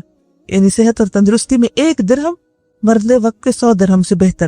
اور پھر آپ صلی اللہ علیہ وسلم سے کسی نے سوال کیا کون سا صدقہ اچھا ہے؟ آپ نے فرمایا جو صدقہ تو تندرستی کی حالت میں کرے جبکہ تو حرص رکھتا ہو, یعنی ابھی تمہیں پیسے کی لالچ ہو, فقر سے ڈرتا ہو, دولت کی طمع رکھتا ہو, لہٰذا صدقہ کرنے میں جلدی کرو. ایسا نہ ہو کہ جان لبوں پہ آ جائے تو پھر کہنے لگو کہ اتنا فلاں کو دے دو, اتنا فلاں کو دے دو, حالانکہ اس وقت تو وہ مال وارثوں کا ہو ہی گیا, تو چلا گیا ان کے پاس. ایک شخص نے دریافت کیا اللہ کے رسول صلی اللہ علیہ وسلم کون سا صدقہ بہتر ہے؟ فرمایا تندرستی اور زندگی کی حالت میں صدقہ کرنا سب سے بہتر ہے, موت کے وقت صدقہ ہی نہیں ہوتا. صدقہ نہ کرنے کا کیا انجام ہے؟ فرمایا کامل مومن وہ ہیں جن میں یہ دو خصلتیں نہیں ہوتی، بخل اور بد اخلاقی. یعنی مومن نہ بخیل ہوتا نہ بد اخلاق ہوتا ہے. آپ نے فرمایا بخل سے بچتے رہو کیونکہ اس نے پہلے لوگوں کو برباد کیا تھا. کس طرح؟ اس لیے کہ جب ہمارا مال ہمارے ہی پاس رہے گا، کسی اور خیر بھلائی کے کام میں نہیں جائے گا، تو کیا ہوگا؟ معاشرے کے اندر پھر جو لوگ محروم ہوں گے وہ فساد اور فتنہ کریں گے. اور جب ظاہر انہیں بھوک ہوگی، انہیں ضرورت ہوگی، تو پھر وہ لوٹ کر بھی لیں گے کسی سے. تو بخل جو ہے وہ انسان کے دنیا اور آخرت دونوں کے لیے نقصان دہ ہوتا ہے. پھر اسی طرح یہ ہے کہ جب کسی معاشرے میں تعلیم نہیں ہوگی، ایجوکیشن نہیں ہوگی، اور پیسے والے لوگ اس پر انویسٹ نہیں کریں گے، تو جہالت کی وجہ سے طرح طرح کی بیماریاں اور خرابیاں آئیں گی. اللہ تعالیٰ فرماتے فَأَمَّا مَن بَخِلَ وَاسْتَغْنَى وَكَذَّبَ بِالْحُسْنَى فَسَنُيَسِّرُهُ لِلْعُسْرَى وَمَا يُغْنِي عَنْهُ مَالُهُ إِذَا تَرَدَّى. لیکن جس نے دینے سے بخل کیا اور پرواہ نہ کی اور اچھی بات کو جھٹلا دیا، تو ہم اس کو تکلیف کی چیز کے لیے سامان دیں گے، یعنی اس کو مشکل طرف لے جائیں گے، اور جب وہ مرے گا تو اس کا مال اس کے کام نہ آئے گا. فرمایا قرآن پاک میں ہے جو لوگ سونا چاندی جمع کرتے ہیں اور اللہ کی راہ میں خرچ نہیں کرتے، انہیں دردناک عذاب کی خبر دے دیجئے جس دن اس کو جہنم کی آگ میں گرم کر کے اس سونے چاندی کو ان کی پیشانیوں، پہلو اور پیٹھوں کو داغا جائے گا. ان سے کہا جائے گا یہ وہی خزانہ ہے جو تم لوگوں نے اپنے لیے جمع کیا تھا، اب تم اس خزانے کے عذاب کو چکھو. آپ صلی اللہ علیہ وسلم نے فرمایا مال گنجا سانپ بن کر اپنے مالک کا پیچھا کرے گا یہاں تک کہ اس کو پکڑ کر اس کا ہاتھ چبائے گا، اس کے گلے میں لٹک جائے گا، اس کی باچھیں چیرتا ہوا کہے گا انا مالو کا انا کنزو کا، میں تیرا مال ہوں، میں تیرا خزانہ. یعنی وہ مال جس میں سے صدقہ خیرات نہیں ہوتا، یہ اس کی طرف اشارہ ہے. دنیا میں کیا فائدہ ہوتا ہے صدقے کا؟ نمبر 1، اللہ تعالیٰ کے غصے کو صدقہ ختم کرتا ہے اور بری موت سے بچاتا ہے. نمبر 2، آپ نے فرمایا صدقہ کرنے میں جلدی کرو کیونکہ بلائیں صدقے سے آگے نہیں بڑھتی، یعنی وہ ان کو ادھر روک لیتا ہے، صدقے سے رک جاتی ہیں. صدقہ برائی کے 70 دروازوں کو بند کرتا ہے، انسان کی کجی کو درست کرتا ہے. یعنی انسان کے اندر جو دل کی سختی، ٹیڑھا پن اور برے اخلاق وغیرہ ہے، صدقہ کرنے سے ان میں کمی آتی ہے. گویا اچھا اخلاق پیدا ہوتا ہے، اس سے بری موت سے بچاتا ہے اور بھوکے کا پیٹ بھرتا ہے. فرمایا جو کسی مسلمان کو کپڑا پہنائے گا تو جب تک اس کے بدن پر ایک دھجی بھی ہوگی، یہ پہنانے والا اللہ کی حفاظت میں رہے گا. پھر دنیا میں ایک اور فائدہ، ایک حدیث میں آتا ہے، صحیح مسلم کی حدیث ہے، اس ویری امیزنگ سٹوری، کہ ایک آدمی میدان میں جا رہا تھا کہ اچانک اس نے گھرے ہوئے بادلوں میں سے کسی کو یہ کہتے سنا، یعنی بادل سے آواز آئی، اے بادل فلاں شخص کے باغ کو جا کے سیراب کر. تو وہ بادل ایک طرف کو گیا اور ایک سیاہ مٹی والی پہاڑی زمین میں اس نے اپنا سارا پانی انڈیل دیا، وہاں ساری بارش ہو گئی. وہاں ایک نالا تھا، اس نے سارا پانی اپنے اندر سمیٹا اور بہہ نکلا. تو یہ مسافر پانی کے ساتھ ساتھ چلا، آگے چل کر دیکھتا ہے کہ ایک آدمی اپنے باغ میں کھڑا بیلچے سے پانی کا رخ موڑ رہا ہے تاکہ اپنے درختوں کو سینچے. باغ والے سے اس مسافر نے پوچھا، اللہ کے بندے تیرا کیا نام ہے؟ اس نے وہی نام بتایا جو بادلوں میں اس نے سنا تھا. باغ والے نے اس سے پوچھا، تم نے میرا نام کیوں پوچھا؟ مسافر نے کہا، میں نے گھرے ہوئے بادلوں میں سے کسی کو یہ کہتے سنا، جا فلاں شخص کے باغ کو سیراب کر. تو بتا تو اپنے باغ میں ایسا کون سا عمل کرتا ہے جس کی وجہ سے اللہ کی یہ رحمت تم پہ ہے؟ باغ والے نے کہا، جب یہ بات تم مجھے پوچھ بیٹھے ہو اور تمہیں پتا چل گیا تو میں بتاتا ہوں، ورنہ میں نے کبھی یہ بات کسی کو بتائی نہیں. اس باغ سے مجھے جو کچھ حاصل ہوتا ہے اس کے 3 حصے کرتا ہوں. 1/3 اللہ کے نام پہ دیتا ہوں، 1/3 میں اور میرے بچے کھاتے ہیں، اور 1/3 اسی باغ میں دوبارہ لگا دیتا ہوں. تو اللہ تعالیٰ کو اس کی یہ تقسیم جو تھی اور اعتدال، یہ خود بھی استعمال کر رہا ہے، دوسروں کو بھی دے رہا ہے، اور انویسٹ آئندہ باغ کو بڑھانے کے لیے بھی کر رہا ہے. تو زندگی میں عموماً یہ ہوتا ہے نا کہ جب آپ بزنس کرتے تو سارا انویسٹ نہیں کر سکتے دوبارہ اس میں. ٹھیک ہے بزنس بڑھائیں اپنا، لیکن اس کے ساتھ ساتھ خود پہ اور بچوں پہ بھی خرچ کریں اور اللہ کی راہ میں بھی دیں. آخرت میں کیا فائدہ ہے؟ قیامت کے دن حساب کتاب ختم ہونے تک صدقہ کرنے والا اپنے صدقے کے سائے میں رہے گا، امبریلا بن جائے گا. اس دن بہت دھوپ ہے نا، بہت گرمی ہے، لیکن جس نے صدقہ کیا ہوگا اس کے ساتھ ساتھ سایہ چلے گا. آپ صلی اللہ علیہ وسلم نے فرمایا صدقہ کیا کرو، صدقہ تم کو دوزخ سے بچائے گا. اب کیا خرچ کریں؟ طیب اور پاکیزہ اور حلال. کیا نہ کریں؟ ردی اور بیکار اور حرام. کیوں کریں؟ دل کی پاکیزگی کے لیے، اللہ کی رضا کے لیے، نفس کی ثابت قدمی کے لیے. کس پر کریں؟ والدین پر، رشتہ داروں پر، مسافروں پر، یتیموں پر، مسکینوں پر، سوالیوں پر. کب کریں؟ دن رات میں، اپنی زندگی میں، جوانی میں، صحت اور قراوت میں، اور ایسے کاموں میں جو مرنے کے بعد بھی صدقہ جاریہ بنے. کیسے کریں؟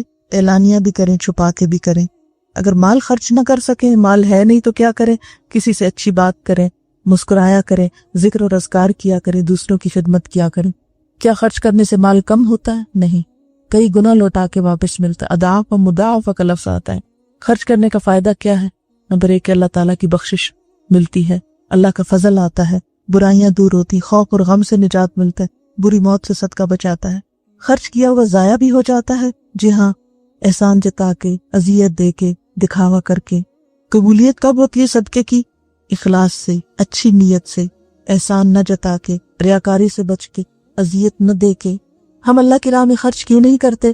شیطان ہمیں فقر و فاقہ سے ڈراتا ہے، برے کاموں کو پرکشش بنا کر دکھاتا ہے، ان میں خرچ کرنے کی طرف لے جا رہے ہیں، کیونکہ جب مال اچھے میں نہیں استعمال ہوگا تو کہیں تو ہوگا، پھر وہ بری چیزوں میں تو لگ جاتا ہے۔ یہ وجہ کہ آج ہم دیکھتے ہیں کہ مسلمانوں کا مال زیادہ سے زیادہ اسراف میں، دکھاوے میں، نمائش نمود اور فالتو فضول چیزوں میں پہنچ جاتا ہے، لیکن انسانیت کی بھلائی کے حقیقی کاموں کے لیے مشکل ہو جاتی ہے۔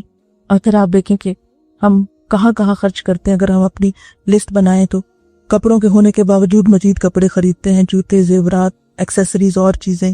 پھر اسی طرح کہاں شوق سے کرتے ہیں، مثلاً اپنی خوبصورتی کے لیے سے میک اپ وغیرہ، اس میں ہزاروں روپے بھی ہم پارلر میں لگائے تو ان کو مشکل نہیں لگتی۔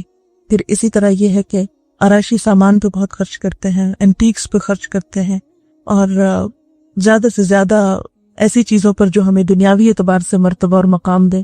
پھر اسی طرح دکھاوے، یعنی بعض اوقات ایک چیز ہوتی ہے ہمیں دکھاوے کے لیے نئے ماڈل کی کار لے لیتے ہیں کہ دوسروں کو ہم امپریس کر سکیں۔ پھر یہ ہے کہ اللہ تعالیٰ ہم سے کیا چاہتے ہیں کہ ہم کہاں خرچ کریں۔ وہ چاہتے ہیں کہ اللہ کے بندوں پر بھی خرچ کریں اور اللہ کے دین کے راستے میں بھی خرچ کریں، تاکہ اللہ تعالیٰ قیامت کے دن تمہیں کئی گنا عطا کر واپس کرے۔ سبحانک اللہم و بحمدک نشہد ان لا الہ الا انت نستغفرک و نتوب الیک۔